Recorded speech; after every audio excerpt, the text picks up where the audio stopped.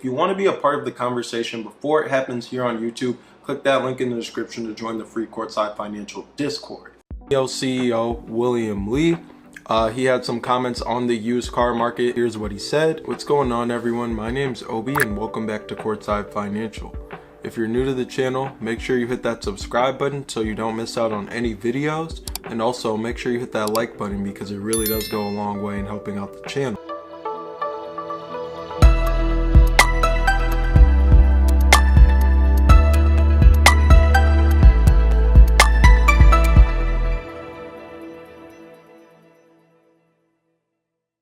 So will the used car market in China be viable? That's a question that I need to make an attempt to answer, and they are one of the largest used car companies in China. So is the used car market in China staying stagnant? Is it declining? Is it increasing?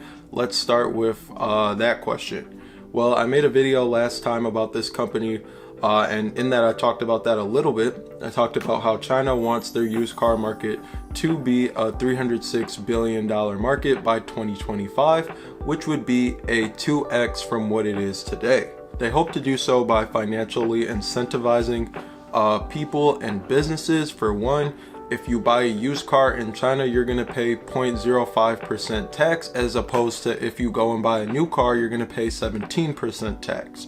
So you're financially incentivizing people to go buy the used car. And then on the other side, they're making it easier for dealers. Used cars without license plates are now categorized as commodities, except instead of assets, which make them easier for dealers to trade. So they're kind of putting a lot of policies in place to make sure that this market increases in size. Today, the market cap for UXIN is sitting at 364 million. Okay, so I just told you that China wants to make a $306 billion used car market by 2025, which would be a 2x from what it is today. So for a company who we say is an industry leader in used cars, of course, one of the largest used car companies, is it outrageous to say that this company can get a 10% market share of that used car market if it does reach 306 billion by 2025? I don't think so. I think that's a really conservative estimate. If they are able to do that, I think that puts them at $30.6 billion in revenue if that happens by 2025 or whenever it happens. So to me, this company is undervalued. That's how I justify it. There's obviously a lot of risk that comes with buying a company like this right now. Of course, their financials just are not strong right now. I addressed that in the last video that I did. So there's that risk of them going under or going bankrupt. And in my opinion, this is the result of them switching their business model and getting hit by the pandemic at the same time. They switched to completely online sales, and they switched to a completely inventory owning model instead of sourcing their cars from third parties. But with the inventory owning model, they can obviously control the quality. So this makes this company very similar to something like a Vroom that we have in the US. So if you think a company like Vroom is going to succeed in the US, and you are bullish on the used car market in China, this is basically saying, would a Vroom work over there in China? I believe so. If the used car market is going to increase in value, and it's going to continue to increase, but we're going to get more into that in this video. We're going to see, we know what China wants it to be, 306 billion by 2025, but we're going to see, you know, how far it's come and is it actually moving in the right direction. But of course, you need to ask yourself, will this company survive? There is a good chance of losing all your money in this investment. It is a speculative play and definitely not a short-term thing. I don't care what the share price is today. I care what the share price is going to be in 2025, maybe in 2030. We'll see how long I hold this thing. I do think that I'll hold it longer than 2025. So first, I want to defer to a familiar face, NIO CEO William Lee. He had some comments on the used car market in 2014. Here's what he said. China's used car market is rapidly growing, yet remains underserved. By ramping up the depth and variety of our used car inventory on Coach.com, the joint venture will ultimately help us better serve the market by providing used car buyers with easy access to the best selection of used cars available on the market when searching for the perfect cars. We are confident in this approach. We will further drive traffic to Coach.com, ensuring it remains the go-to website for used car listings in China.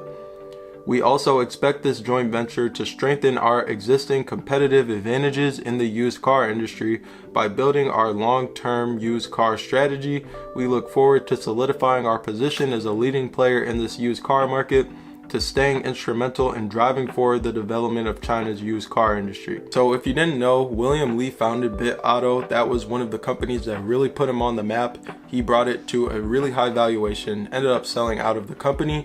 But at this time, they were entering into a joint venture with UXIN and another company called Pengda Group. And William Li was very bullish on the used car market. So the rest is history. William Li is still very bullish on the used car market. We know this because in NIO, they recently launched their used car offerings. So from William Li's perspective, the used car market in China is going to be a big market in the future. And for those of you who didn't know, he was involved with UXIN in the past. The truth is that China's used car market is growing, and people might say, oh, people in China don't buy used cars. Well, that's not true. The data says otherwise. You can have an assumption, but you have to actually look at the data. So we are going to do that in this video, but I want to run some clips from the CEO of UXIN, Kundai, on CNBC. Okay, so the CEO actually goes on and explains the company's positioning as well as the market. So I'm going to run this clip now.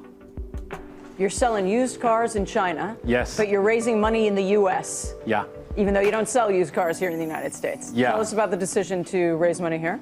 But I learned how to sell used car from the United States, right? Because when I was young, I'm very familiar with the CarMax, with the car auction, and Mayhem. That's all very successful company in the United States sell the used car.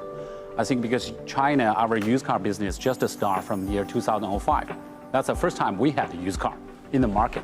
And so I think for that time, the US has already got 20 years, 30 years with the used car industry. So the used car industry in China did not start until 2005. The US has about 30 years head start on China in terms of used cars. So in China, this is an emerging market. I think that the growth story is pretty good here. It's an attractive growth story to me, and that's why I ended up choosing this stock. How many used cars are you selling a year in China? I mean, everything in China is big. We always say it's Texas big because you got 1.4 billion people. How many used cars are getting sold in China every year? Last year, we sell more than 600,000 in China, yeah. And we achieved that number only in 6 years from zero. Yeah. There's lots of, have you run into concerns about accounting standards? There's a lot of talk amongst investing groups in the United States that they worry about Chinese standards of accounting. Right, I'm a little bit confused by it. It's accounting. I think we are counting all the numbers, financials, is under United States rules. And our accounting house was PwC, and I think they are familiar with United States rules. I guess my question is, on your roadshow, did you encounter a lot of questions about that because you're a Chinese company? Oh, no. It's actually, yeah, because our business is very easier, and obviously we're selling car and we get the arbitrage from that. Yeah, that's an easy model. Right. That was an awkward question to me, but as you can see, UXIN is audited by PricewaterhouseCoopers. Who else is audited by PricewaterhouseCoopers?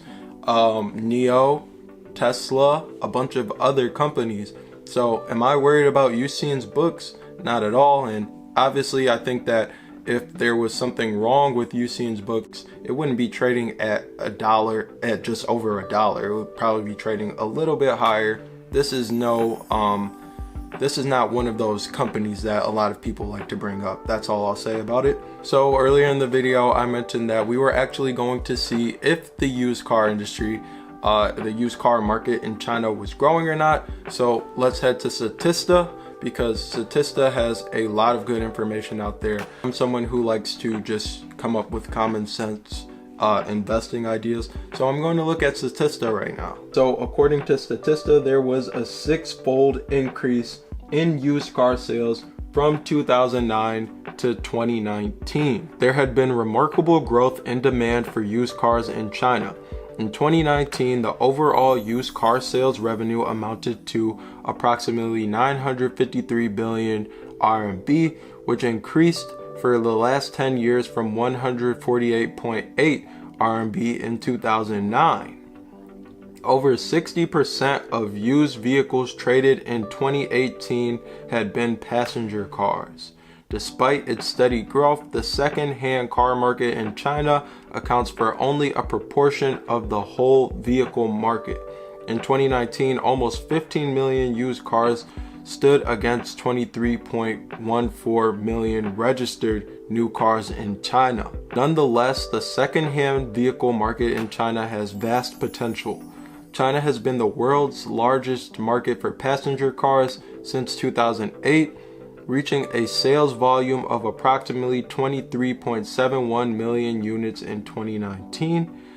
Average price of second-hand vehicles has increased to 60,000 RMB since 2017, and the trading volume for the e-commerce market for second-hand cars was forecasted to exceed 4.5 million units by 2021. So people can say whatever they want, but the used car market in China has been growing, and I believe that supported by government policy, it should grow even faster than it has been growing. UXIN is already a leader in the e-commerce space. As an investor, I only have two asks of the company. My first ask is that they get 10% market share of the used car market within the next decade. I think that's a very conservative ask. And then the next ask is that they make it through this cash crunch, which I also think is a conservative ask. Those two investors had given them 25 million. I talked about that in the last video too. So they have enough cash to last a quarter and some change. We'll see what happens moving forward. And then also the CEO kind of explained the viability of a company like UXIN. So I'll run that clip right now as well. Now in China? All right. We have the several competitors there, such some they do the connect the customer to customer, and but I think UXIN the model is very unique, because we focus on how to selling the used car from big city to the small city. In the China, the problem is we have 800 million population that live in a small city. Even a small city with 500,000 population, they only have almost 100 local used car. How to make customers they can buy a satisfied used car when they live in that city. That's the key point, and what UXIN we solved. So you facilitate that market. Exactly. Is there also, as much as there is here, a trade-in type market? If you're buying a new car, would you trade your old car in? Yeah. And also financing. Are you in the financing business as well? We're doing the financing business as well. You are. I think people doing the replacement in big cities such as Shanghai and Beijing, because they buy the car 10 years ago, 8 years ago, they're currently the right time to replace the car. If they get a used car, the used car should be sold to the low-tier city, because the people who live in there, they do not have the sufficient income. They need a car. So really, UXIN is catering to customers who cannot afford a newer car. And obviously this video is from 2018, but they ended up selling off their B2B unit. They're strictly B2C. They're strictly online, inventory owning, and they've made a lot of changes. Now we see if those changes pay off moving forward.